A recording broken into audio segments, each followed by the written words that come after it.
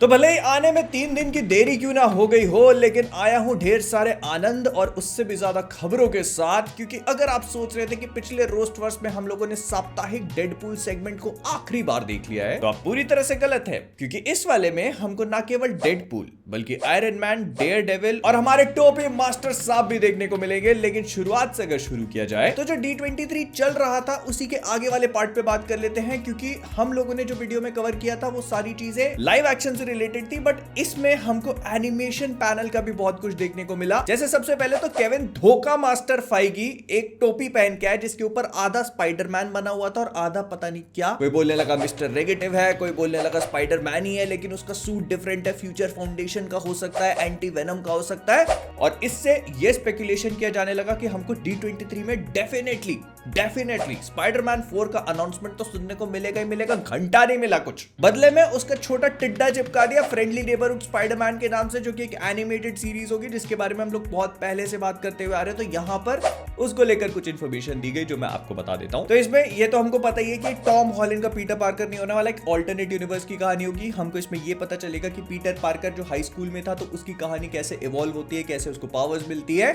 और यहां पर ये भी पता चल जाता है। होता क्या है कि डार्क साहब वेनम से लड़ते हुए एक पोर्टल से निकलते हुए आते हैं जहां पर पीटर भी खड़ा हुआ है और उन दोनों के साथ में आती है एक मकड़ी भी। अबे मकड़ी इसके साथ क्या तोता मैना खेलेगी, आप लोग को भी पता है और हम लोग को भी पता है। लेकिन इसके अलावा हमको ये भी पता चल गया कि कोलमैन डोमिंगो, जो हम सोच रहे थे कि आगे जाकर एमसीयू में कैंग का रोल प्ले कर सकते हैं, वो इस शो में नॉर्मन ऑसबॉर्न की आवाज देने चले। प्लस इन लोगों ने इसके पूरे कैरेक्टर्स वगैरह भी कंफर्म कर दिए हैं, तो बहुत सारे कैरेक्टर्स हैं। बट इसमें एक चीज और भी इंटरेस्टिंग नोटिस होती है और वो ये है कि स्पाइडरमैन सिर्फ एक सूट नहीं पहनने वाला, उसके मल्टीपल सूट्स होंगे जिसमें एंटी वेनम सूट भी एक है। मैं समझ गया धोखा मास्टर साहब आपका इशारा किस तरफ था। लेकिन फिर आया एक ऐसा शो जिसको लेकर मैं काफी एक्साइटेड हूं और वो है मार्वल ज़ॉम्बीज। ये एक 4 एपिसोड की मिनी सीरीज होगी और फुल्ली R रेटेड, मतलब इसमें खून खराबा बढ़िया तरीके से दिखाया जाएगा। तो मेरा पहला कंसर्न था वो तो इन लोगों ने सॉल्व कर दिया। और इसके अलावा जो लोग वहां मौजूद थे उन्होंने ये भी देखा कि शैंग-ची इसका एक बहुत ही इंपॉर्टेंट पार्ट होगा, जिसको मैंडरिन अपनी रिंग सिर्फ इसीलिए देता है ताकि उसके हाथ को चबाकर ज़ॉम्बी ना बन जाए वो। बट इसके अलावा इसमें हमको शैंग-ची, कैटी, जिमी वू देखने को मिलते हैं जो कि स्क्रल के एक बाइकर गैंग का सामना कर रहे होते हैं मैड मैक्स स्टाइल में। लेकिन फिर व्हाट इफ के सीजन 3 को भी कंफर्म कर दिया गया जो इस पूरी ट्रिलॉजी को कंप्लीट करेगा, क्योंकि ये इसका आखिरी सीजन है। और इसमें हमको कैप्टन अमेरिका, मतलब जो सैम विल्सन का कैप्टन अमेरिका है वो, मून नाइट और मोनिका रैम्बो देखने को मिलेंगे जो बड़े बड़े मेक सूट्स में बैठे हुए हैं सामना करने के लिए गामा मॉन्स्टर्स का। और इसके बाद जो मार्वल के एनिमेशन हेड है ब्रैड विंडरबॉम, उन्होंने ये चीज भी कंफर्म करी कि क्योंकि वो एनिमेशन को इन हाउस नहीं कर रहे हैं, इस वजह से जितने भी एनिमेटेड शोज हैं उन सब में अपना अलग स्टाइल देखने को मिलेगा, which I think is a very good thing. और इन सारे अगले सीजन और खुशखबरियों के बीच में एक छोटी बुरी खबर भी फंसा देता, और वो ये है कि जैक स्नाइडर की आर्मी ऑफ द डेड का जो पूरा यूनिवर्स था उसको नेटफ्लिक्स ने शेल्फ कर दिया है। मतलब आगे हमको उसका फिलहाल कुछ भी देखने को नहीं मिलेगा और जो कुछ भी था वो खत्म। लेकिन इसके बाद स्वागत है आप सभी का हमारे साप्ताहिक ब्लेड सेगमेंट में। और हालांकि इससे बहुत बड़ी खबर तो नहीं है, लेकिन एक ही है तो बता देता हूं। तो ऐसा सुनने में आया कि एमसीयू का जो महर्शाला अली वाला ब्लेड हो, अब पता नहीं महर्शाला अली वाला हो पाता है या नहीं, लेकिन जो एमसीयू का ब्लेड होगा वो कुछ निक फ्यूरी की तरह काम करेगा। मतलब इसको भी बिल्ली प्रेम होगा और गाली बकेगा।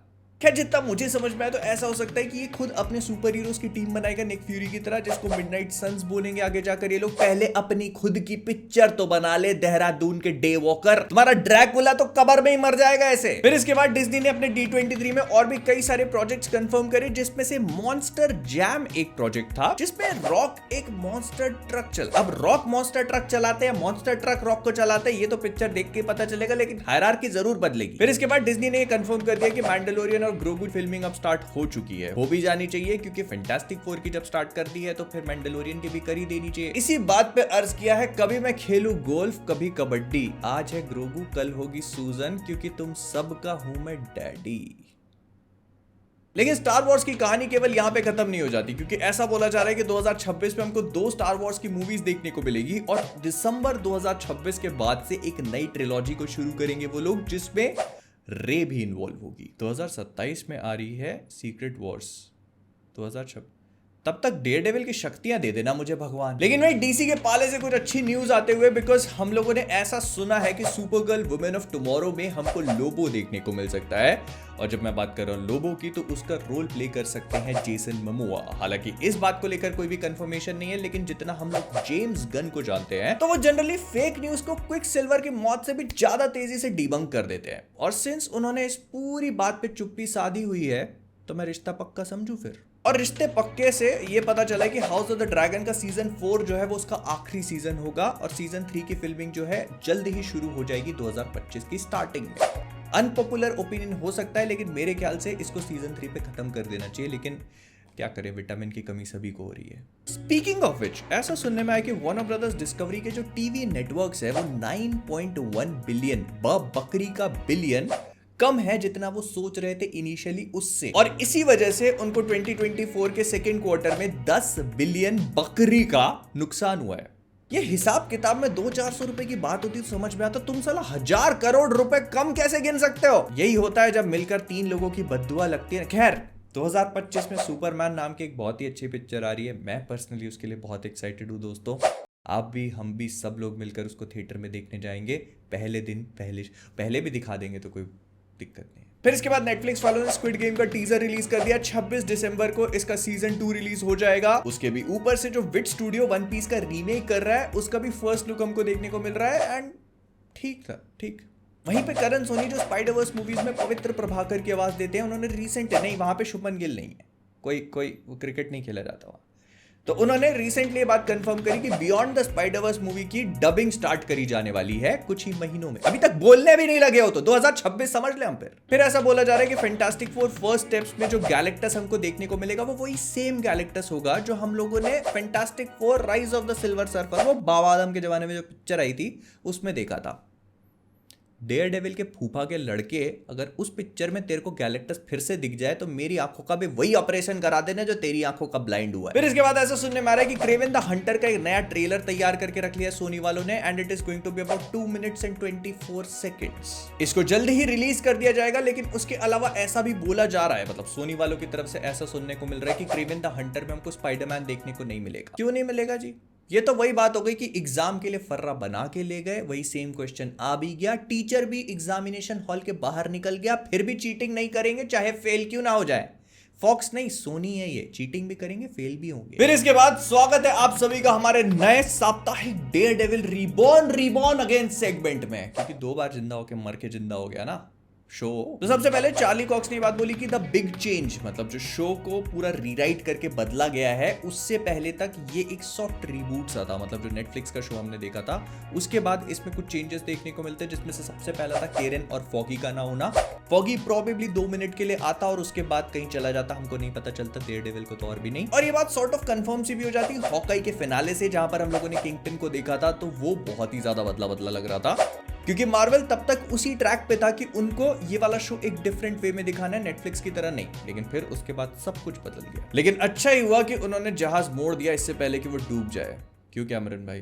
खैर आप तो जहाज डुबा के भी कई करोड़ों कमा लेते हो। लेकिन जब चार्ली भाई से पूछा गया कि एमसीयू के क्रॉसओवर का क्या सीन है, तो उन्होंने कहा थोड़े बहुत टकराव देखने को मिल सकते हैं, मतलब इधर उधर कुछ कोलिजन होंगे। इनका भी सही है, जब से देखी है शी-हल्क की रेज, अब क्यों दिखेगी केरन पेज? क्या देखने की बात तो डेयरडेविल के साथ करनी भी नहीं चाहिए। लेकिन इसके अलावा शो के सूट्स को लेकर काफी ज्यादा बातचीत हो रही है, जिसमें से सबसे पहले ये बोला जा रहा है कि जो एको में हम लोगों ने डेयरडेविल का सूट देखा था वो हमको इस वाले सीजन के सिर्फ फ्लैशबैक्स में देखने को मिलेगा, क्योंकि अब वो डैमेज हो चुका है। फिर इसके बाद जो उसने शी-हल्क में येलो वाला सूट पहना था वो इतना ज्यादा पसंद नहीं आया मैट को, तो वो भी स्टार्टिंग में इस सीजन के डैमेज हो जाएगा।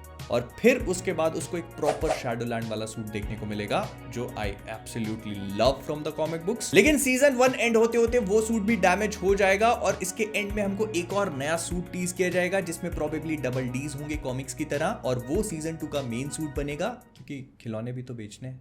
फिर इसके बाद WB ने suicide squad kill the justice league में 200 मिलियन का नुकसान। अच्छा हुआ, बहुत बढ़िया। फिर ऐसा सुनने में आया कि एवेंजर्स डूम्सडे जो है वो प्री प्रोडक्शन में तो काफी लंबे टाइम से एंटर कर चुकी है, और अब कुछ टाइम बाद उसकी शूटिंग भी स्टार्ट हो जाएगी। और कुछ टाइम बाद से मेरा मतलब है कि 2025 के फर्स्ट या सेकेंड क्वार्टर के बीच में पहले इसको 2025 की स्टार्टिंग में ही शूट किया जा रहा था, लेकिन इसको फिर डिले करके सेकंड क्वार्टर में पटक दिया। लेकिन अब ऐसा बोला जा रहा है कि थोड़ा पहले भी शूट किया जा सकता है, क्योंकि they want to release the movie on schedule, जो उन्होंने बोला उसके बाद वो डिले नहीं करना चाहते हैं। और अगर आप सोच रहे हो कि इतने सारे कास्ट और एक्टर्स को लोग कैसे मैनेज करेंगे, तो वही अंग्रेजों की बरसों पुरानी स्ट्रेटजी, डिवाइड एंड कॉन्कर। मतलब आधी कास्ट होगी लंदन में जो फिल्म कर रही होगी, जो एक टीम को बनाएगी, उसके बाद जो दूसरी कास्ट होगी जो दूसरी टीम को बनाएगी, वो अटलांटा में फिल्म करेगी।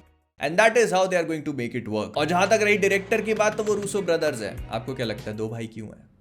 और इसके बाद आ जाते हैं हमारे साप्ताहिक और मोस्ट प्रोबेबली रोस्टवर्स के आखिरी डेडपूल सेगमेंट में। पिछले दो रोस्टवर्स से बोल रहा हूं, लेकिन शायद ये आखिरी हो सके। तो सबसे पहले तो मिठाइयां बंटवा दी जाए, क्योंकि डेडपूल एंड वोल्वरीन ने बकरी का बिलियन क्रॉस कर लिया है और सब बढ़िया है। इतना मार्वल ने भी एक्सपेक्ट नहीं किया था, डिज्नी ने भी एक्सपेक्ट नहीं किया था। इस वजह से उनकी एंटमैन क्वांटमेनिया की भी भरपाई हो चुकी है, सीक्रेट इन्वेजन की भी हो चुकी है, शी हल्क की तो खैर कोई नहीं कर सकता। बट रायन रेनॉल्ड्स से पूछा गया कि अब आप अगली बार डेडपूल कब बनोगे, तो उन्होंने कहा मुझे खुद भी नहीं पता, मुझे ये भी नहीं पता कि मैं डेडपूल का सूट पहनूंगा भी या नहीं। वाह रायन भाई वाह, ये तो वही बात हो गई कि विराट कोहली ने सेंचुरी मारी और उसके बाद बोला अब मैं कभी बैटिंग ही नहीं करूंगा, बस मेरे से बॉलिंग करा लो। फिर वहीं चैनिंग टैटूम जो इस मूवी में गैम्बिट का रोल प्ले कर रहे हैं, उन्होंने कहा कि आई प्रे टू गॉड कि उनकी जो कैंसल्ड गैम्बिट मूवी है उसको रिवाइव कर दिया जाए। बाय द वे, यही कैंसल्ड गैम्बिट मूवी को एक टाइम पे शॉन लेवाई डायरेक्ट करने वाले थे, जिन्होंने डेडपूल एंड वोल्वरीन डायरेक्ट करी है। सही बात है चैनिंग भाई, मैं भी मार्वल के भगवान से यही दुआ मांगूंगा कि जब तक ये पिक्चर रिलीज हो, मेरे को इतनी शक्ति देना कि मैं पिक्चर देखने के बजाय सबटाइटल पढ़ लूं, क्योंकि पिक्चर का क्या है, वो तो हर हफ्ते देखते हैं। लेकिन वही दूसरी तरफ रायन रेनॉल्ड्स ने कुछ और भी कैमियोज बताए जो कि इस पिक्चर में हो सकते थे, जिसमें से एक था निकोलस केज का गोस्ट राइडर। उसके बारे में बस उन्होंने कहा कि कन्वर्सेशन हुई थी, बट आगे बात पढ़ नहीं पाई। आपको ज्यादा बताने की जरूरत नहीं है रायन भाई, मेरे को समझ में आ गया। निकोलस केज ने सोचा होगा 1 मिनट का रोल होगा इसमें भी, उसके बाद इनको जली मुंडी दिखानी है, फ्लैश का जला हुआ गोस्ट राइडर भी फूक फूक के पिएगा दोस्त। लेकिन एक और काफी बड़ा कैमियो था जो इस मूवी को और भी ज्यादा खतरनाक बना सकता था, but it actually never happened, और वो था रॉबर्ट डाउनी जूनियर के आयरन मैन या फिर टोनी स्टार्क का।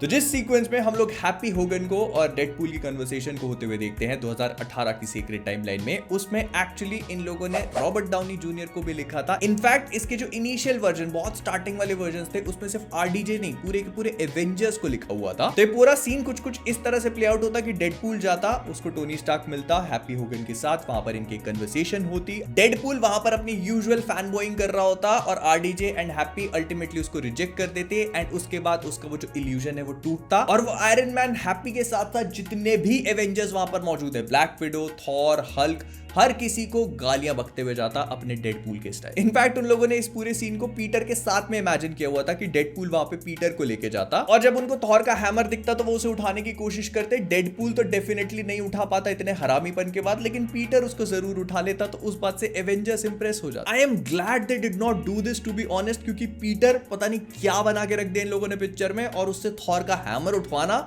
would have been the joke of the century, जो कि डेडपूल पे नहीं बल्कि एवेंजर्स के ऊपर लगता। लेकिन ऑफ कोर्स ये सारी चीजें हो नहीं पाई, क्योंकि वो इनिशियल ड्राफ्ट के बाद एवेंजर्स तो हट ही गए थे, उसके बाद आरडीजे ने खुद ही मना कर दिया। रायन रेनॉल्ड्स ने ऑफ कोर्स उनको कन्विंस करने की कोशिश करी, because apparently no one refuses Ryan, फिर चाहे वो कुछ भी मांग ले। लेकिन आरडीजे का रीजन इनको अब जाके समझ में आया, जब डूम की कास्टिंग हुई तो आरडीजे ने मतलब इनसे भी बात छुपा के रखी। एवेंजर्स को तो बताया नहीं बताया, रायन रेनॉल्ड्स और डेडपूल की टीम को।